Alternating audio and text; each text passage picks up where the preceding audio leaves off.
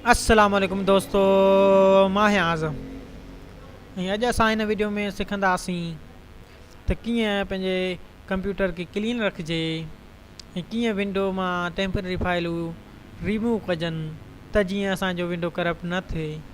ऐं उन लाइ दोस्तो पाण कंहिं बि सॉफ्टवेयर जी मदद न वठंदासीं, सिर्फ़ु पाण पंहिंजे PC में जेके ऑप्शन आहिनि उन्हनि जे ज़रिए दोस्तो पंहिंजो कंप्यूटर क्लीन रखंदासीं। ऐं जेकॾहिं पाण हीउ स्टेप कंदा रहंदासीं त पंहिंजो विंडो कॾहिं बि करप्ट न थींदो। त दोस्तो सभ खां पहिरीं दोस्तो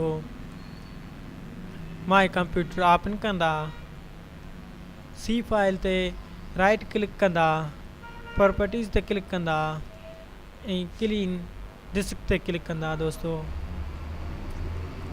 डिस्क क्लीन अप ते क्लिक कंदा दोस्तो त दोस्तो ही तव्हां ॾिसी रहिया आहियो त टेम्पररी फाइलूं जमा थी चुकियूं आहिनि।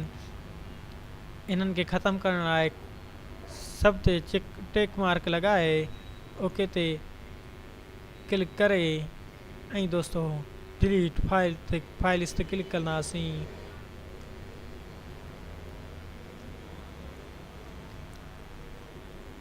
ई क्लीन थी चुकियूं आहिनि दोस्तो।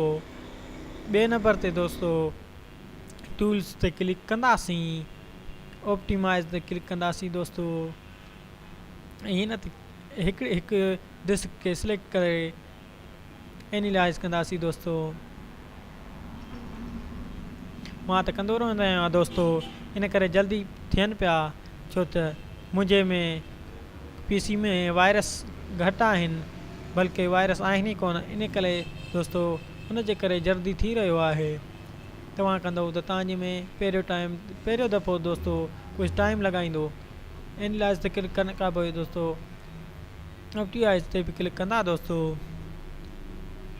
ऑप्टिमाइज़ ते बि दोस्तो क्लिक कंदा, हिकु खे सिलेक्ट करे ऑप्टिमाइज़ ते बि दोस्तो क्लिक कंदा रहंदा।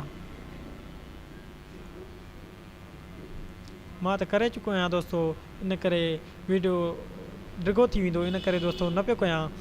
तव्हां हिकु खे सिलेक्ट करे ऐं ऑप्टिमाइज़ ते क्लिक कंदा ऐं क्लीन कंदा दोस्तो। ऐं इन खां आख़िरी जेको दोस्तो मां तव्हांखे ॿुधाए रहियो आहियां, तमामु बहितरीनु ऐं ख़ासि जेको तरीक़ो आहे उहो तरीक़ो आहे त उन लाइ दोस्तो पंहिंजे कीबोर्ड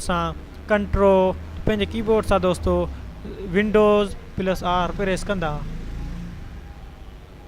ऐं दोस्तो टाइप कंदा %TEMP। त दोस्तो TEMP दोस्तो पाण खे कैपिटल लेटर में लिखणी पवंदी दोस्तो। त दोस्तो लिखण खां पोइ दोस्तो ओके कंदासीं।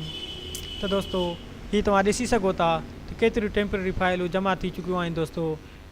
हिननि खे क्लीन करण लाइ दोस्तो Ctrl+A प्रेस कंदासीं ऐं दोस्तो डिलीट करे छॾंदासीं।